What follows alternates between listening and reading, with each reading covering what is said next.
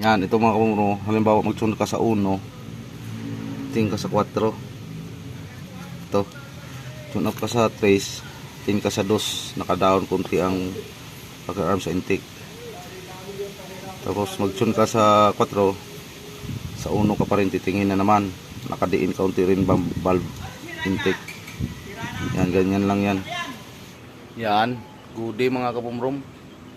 Mag-tune up ako nitong Isuzu Highlander na 1997 model. Yan, akin tong i-tune up mga kabumrom. Yan, din mo ang tanggalin yung yung valve cover. Yan, ito yun 0.40 mm valve clearance. Tapos ito yung firing order 1342. Yan, tune up ko muna ng mga kabumrom. Tapos ito yun 0.40 mm ating yang i-tune up. Na-chinsoil na rin yan. Yan, nabuksan ko na ang valve cover.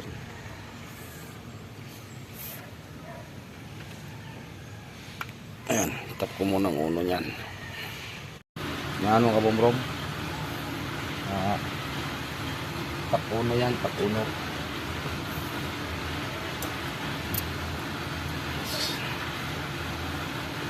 Ay, labi ka sikip sa house. Sobrang sikip.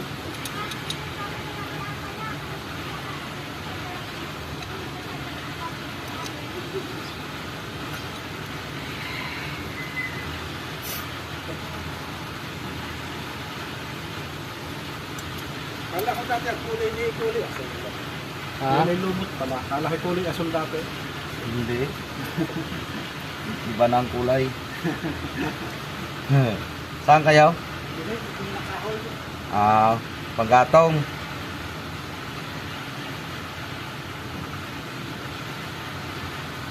Yan.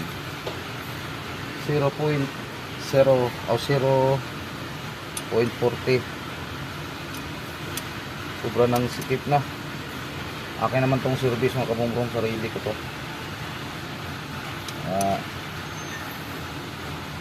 Wala pa tayong gawa ngayon paluag tayo ng tune upin ko to.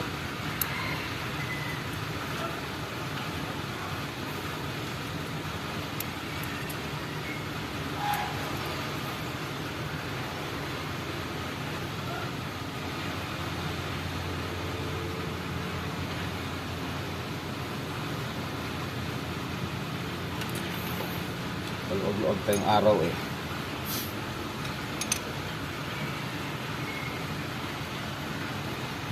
mas tiklaan to na makina. Matibay itong makina na ito mga kabumbrong. Mang apo-apo itong makinang ito.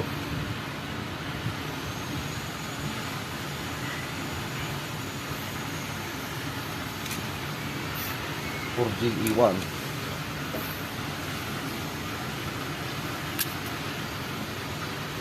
para sa intake.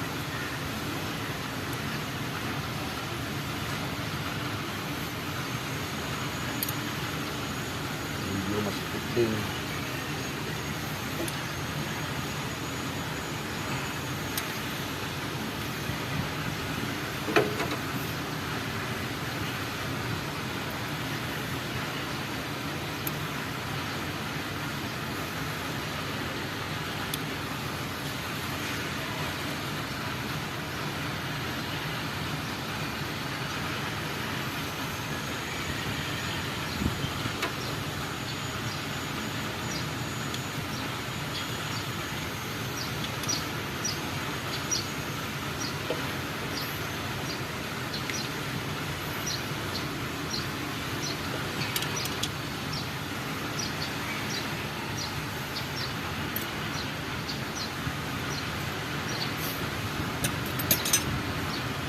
Yan, natapos na tayo pag-tune sa uno. So, kita na natin ang number 1. Tapos sunod, titingin tayo sa dos. Pag ito'y nababa kaunti, top dead center na yan ang crease. Yung dos na yan, pag dumiin kaunti yan. Dito lang ako sa may steering pump mag-ikot. Yan. Diin. South. Pag angat niyan, diin ang intake. Tama na yan.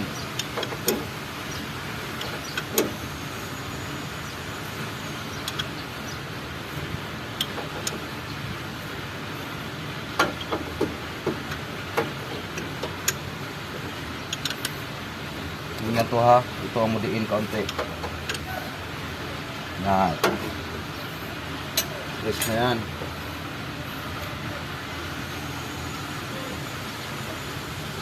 Kita kaya. Yan.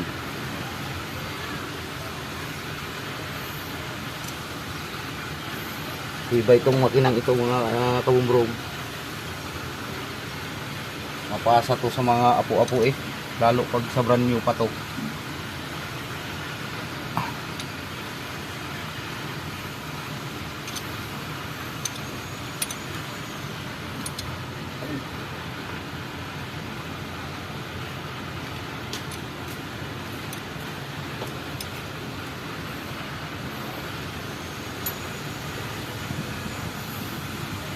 Ito isa rin po sa matibay din na makina.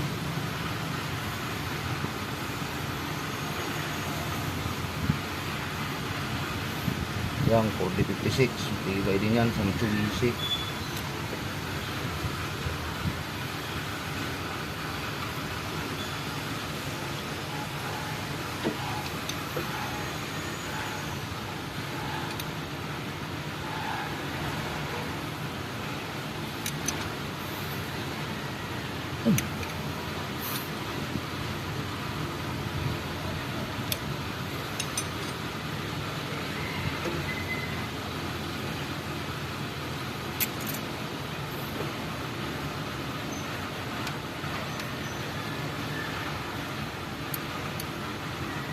Grabe kasikip talaga.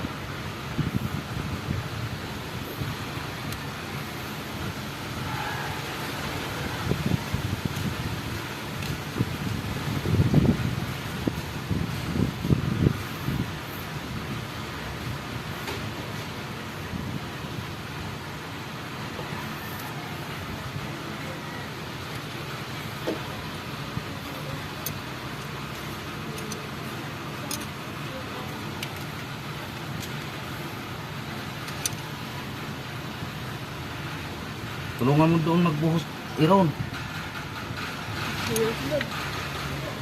Bigat? Hindi tabo ang iyong dalhin, simintaw. Yung pampaligo ba?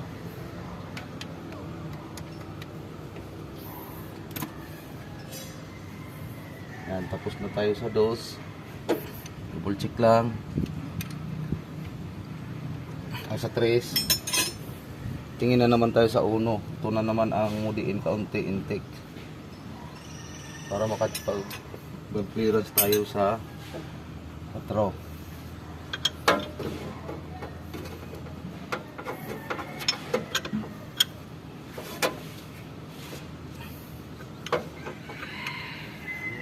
Yun o, lumubog are exhaust. Pag diinit ko kaunti,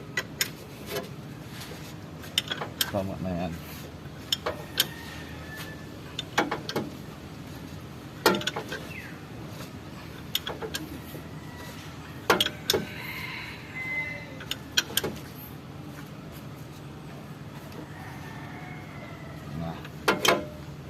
Ayan, ito tayo sa 4. Grabe.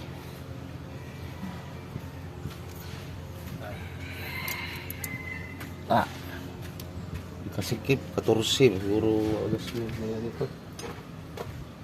Dating may-ari siguro, pinagawaan. Bago lang to din sa akin mga kabombrong. Yeah, tune up po.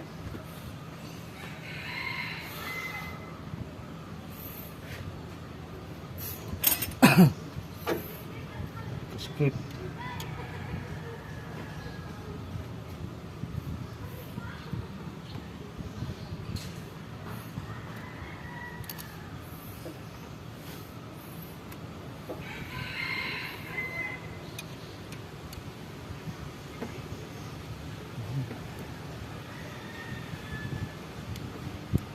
Yan.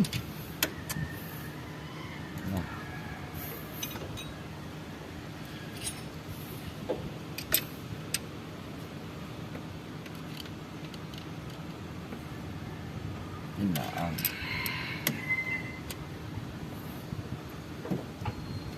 Kailangan natin yan. Paluagin muna. Yan. Napin lang pinalambot yung adjuster kay tigas. Sobrahan siguro sa hapit nung una. Ito tayo sa intake. Ay, skip din.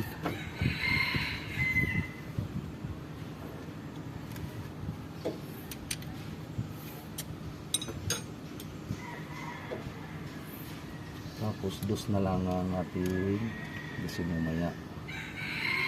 Last.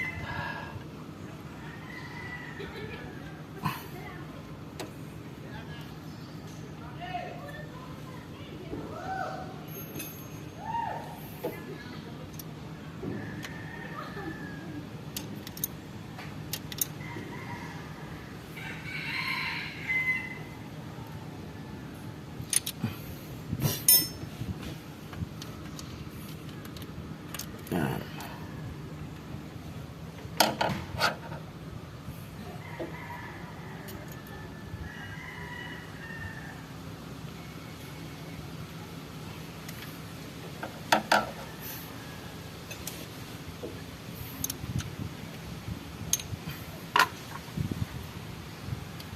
Medyo masikip lang, hindi na side.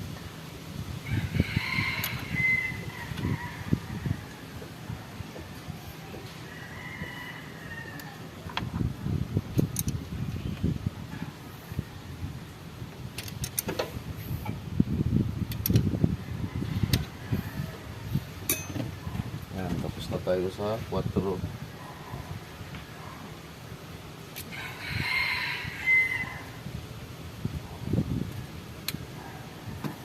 Tapos sa 2 na lang. Ang 2, 3 na intake ang bababa.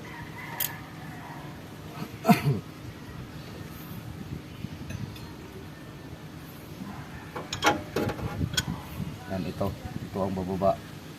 Ito ngayon muna ang bababa. Pagbaba kaunti sa intake, okay na yung dose atin ang ibang clearance yan. Tana mo. Yan, exhaust ang bumaba. Pag angat ng exhaust, pag diin ang intake kaunti, yun na ang check-upin natin ang dose. Yan. Na. Dos na lang. Masikip.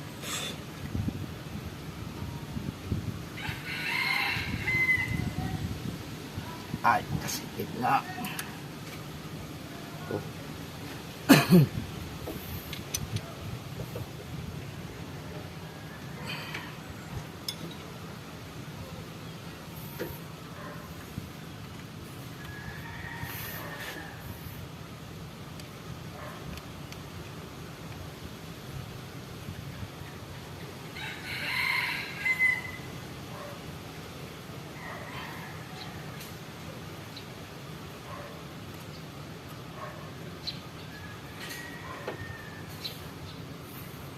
Yan, lapit na tayo matapos.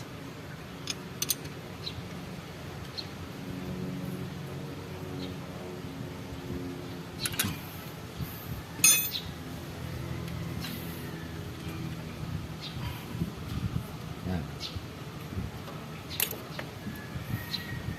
Tayo sa intake.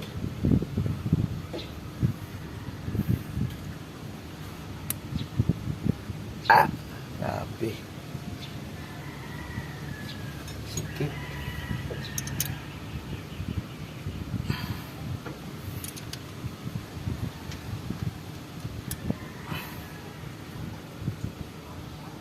Okay.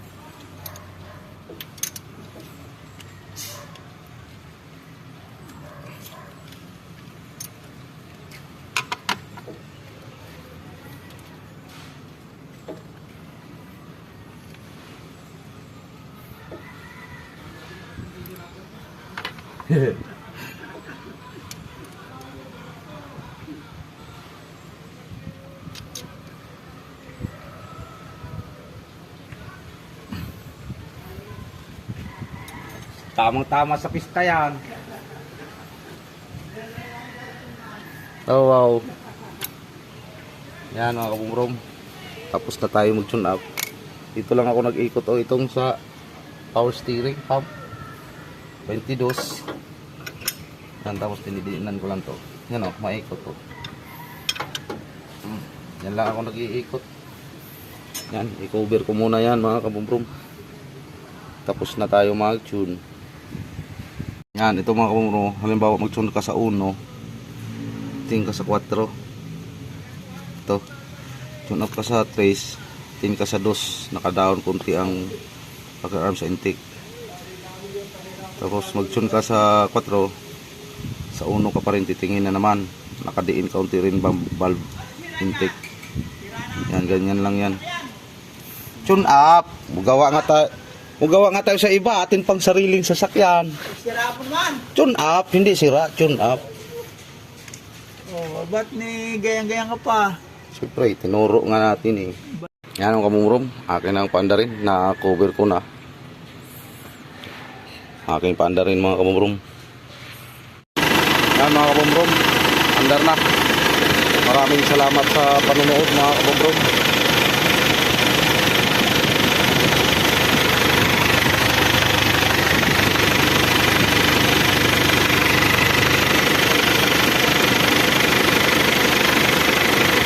Yan, Hilander.